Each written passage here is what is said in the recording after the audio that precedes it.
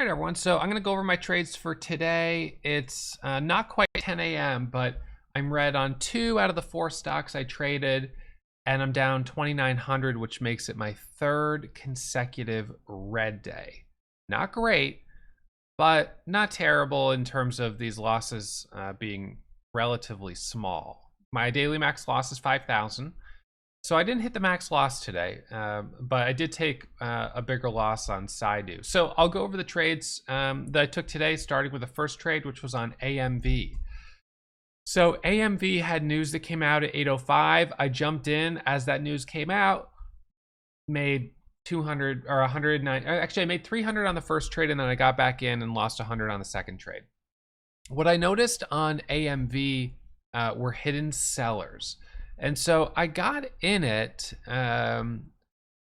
like right as it was squeezing up at about 185, hits a high of 190, then goes up to 194. I was seeing green on the tape, but the seller on the ask, their order wasn't going away.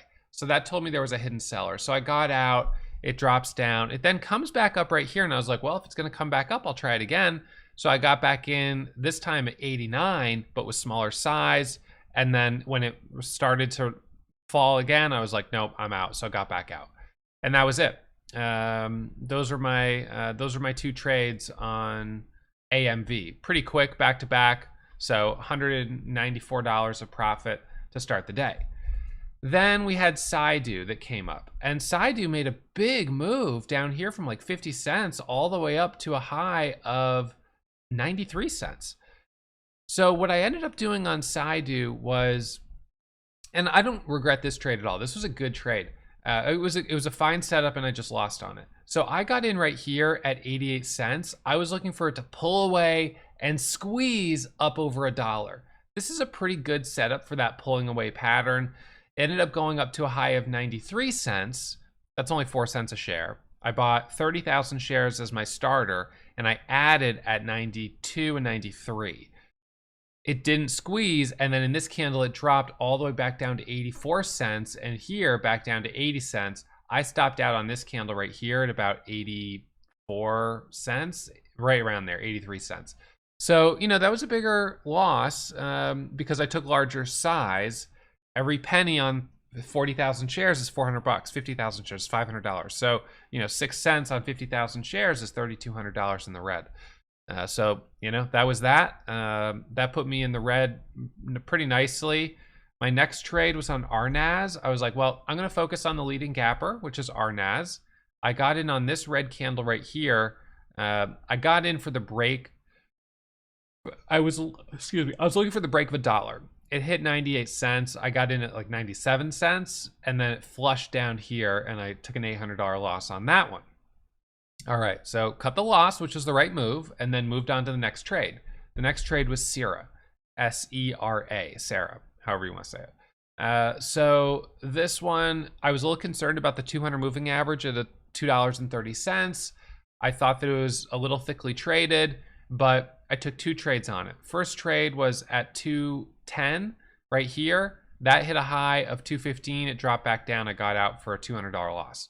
I then got back in at 210 as it came up for a second attempt, added 215, took profit at 220. Best exit on it was, let's see if I got anything at 21. No, best exit was 220. So made 900 on that one. You know, and yeah, I actually tried to get back in right here on this candle, and I lost 100 on that trade.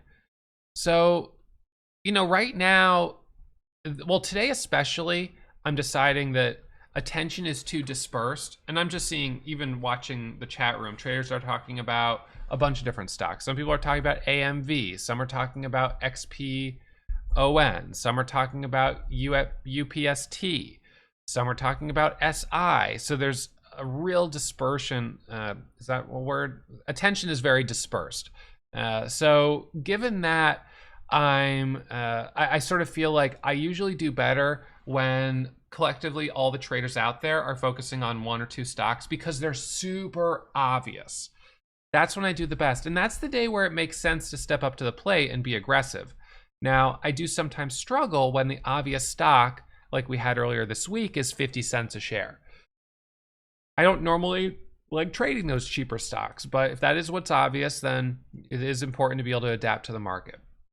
So today, with attention dispersed, with the leading gappers not performing well, I don't think that I have a good chance at getting back to flat or even cutting this loss in half. In fact, I think I have a higher likelihood of going back further into the red. So, based on all that, I'm going to call it a day at minus... Oh, come on. I'm going to call it a day at minus 2,900 and live to trade another day. I'll be back at it, of course, as always, first thing tomorrow. My hope will be that Thursday and Friday are a little cleaner, but you know, that may not be the case. One of the things that I certainly notice is that when we have a stock like MSGM, which we had, I guess it was end of January or very beginning of February, you know, a stock like that can really give us some good momentum. You know, that can give us a really good move, not just of course in that one stock, but in the market. We can have like 2 weeks or longer of really hot momentum that's kind of triggered by one stock going crazy. Now, you know, could TCBP be that next stock? It could be, you know, I don't know. Could LICN, which I traded yesterday, or LICN be that next stock? I thought so, but, you know, it sold off hard, Chinese stock. So I gave $3,000 to some super, you know, wealthy Chinese shareholder probably, but whatever. You know, BFRG, Bullfrog AI Holdings. Could this be the next one? Maybe. There's a lot of maybes. We don't know. One of the challenges right now is that I'm a little hesitant, as a lot of traders probably are, to jump in something that's just starting to move. So by the time something is looking good, well, shoot, now it's extended. And in fact, maybe now it's going to pull back. Well, Sierra hasn't really pulled back all that much, but it hasn't really given that much of an opportunity to the upside either. So it's been sort of choppy. AMV, you know, this one, by the time it was hit, it was extended. You know, and now again, as it comes up here, it feels extended. I couldn't trade it up here. So unfortunately, that can be a problem. And then you just sort of are waiting for the stock that actually starts to really take off. And you might miss the first part of it, and you might have to be willing to say, I'm willing to jump in this a little higher because, man, this thing is going and it's hot. You know, today's a day where I'm, you know, throwing 15, 20, 30, 40, 50,000 share orders out there on cheaper stocks. If only I could be that aggressive on something like MSGM. But what often happens is that I get aggressive when I'm kind of in the red and I'm trying to recoup losses and I'm, you know, trading a little more aggressively. This is not uncommon for me and for a lot of traders. But then, you know, when I'm in the green and I don't feel I need to push it so hard, I'm not as aggressive. But then what happens is I seriously undercapitalize on the opportunity. And this is something I was talking about in a recent episode, which I'll talk more about that later. But I have another episode I'm going to record. It's going to touch on it. But in any case, it's definitely something that I'm aware of in myself and I want to work on improving, which I think I'm doing an okay job of it yesterday and today, I suppose, by stopping before I hit my max loss. Because sometimes that, for me, and I mentioned this on the day I hit my max loss on Monday, that it's interesting this year I'd only had 2 red days, but both of them were max loss.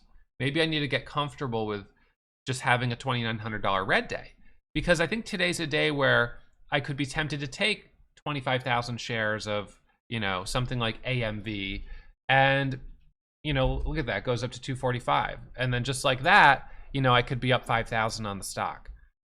So, you know, this is the thing to be definitely aware of. It's coming up to the halt level.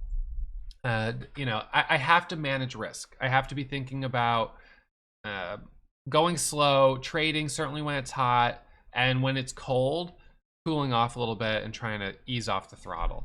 So, you know, it's great to see AMV squeezing up. I'm sitting down 2,900 on the day, up only 200 on AMV. Right now it's halted. Some shorts are getting squeezed, but is it really going to take off? I don't know. So, you know, this could be a good example of it. We'll just have to see. So right now, as you look at it, it's like, okay, it's extended, right? It's halted up. Is it just going to open and come all the way back down? Because that's what we saw in LINC yesterday and the day before. You had some nice moves, but what happened was it gave the whole move back. It didn't hold up for really like second, third moves. It just didn't give us that level of momentum. It went up and came right back down. So on something like AMV, you have to be watching this thinking, okay, there's a good chance it'll come up and come right back down. It's running into some moving averages. You know, that's a risk factor. So you have to watch to see if it can really prove itself. It might be able to, but I'm not sure. So anyways, good luck for those who trade this one or who did trade it today. I hope you did well on it. And I'm going to shut it down here, minus 2,900, and live to trade another day. So I'll be back at it first thing tomorrow morning, and maybe we'll have something like AMV that's a little bit more obvious, a little earlier in the morning. All right, I'll see you then.